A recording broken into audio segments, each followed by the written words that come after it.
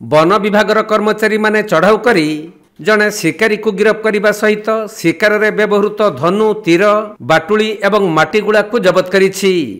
एसहित रक्ताक्त अवस्था थंट एवं गुड़ को बंधा जाइथिबा एक आहत गेंडालिया को उद्धार करी रेंज कार्यालय को आनी चिकित्सा आरंभ करिसंती।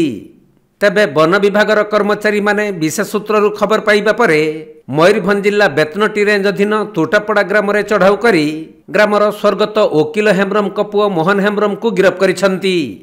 सूचनायोग्य जे प्रत्येक वर्ष वर्षा ऋतु सांगकू चाष काम आरंभ समय रे हजार हजार गेंडालिया पक्षी बेतनटी रेंज इलाकार बाहानंडा तेंतुली गाँ एवं तोटापड़ा समेत विभिन्न स्थान को आसी थांती।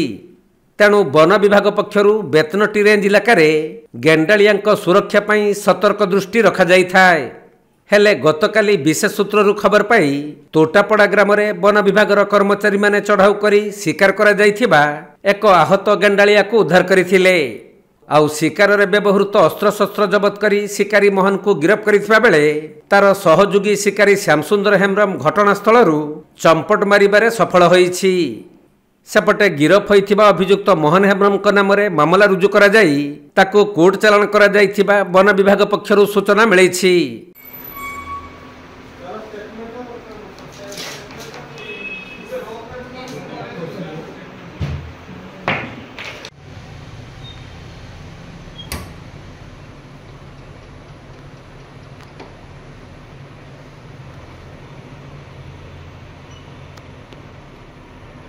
मयूरभंज जिला बेतनटी जगन्नाथ हेम्ब्रम का रिपोर्ट कोणार्क लाइव।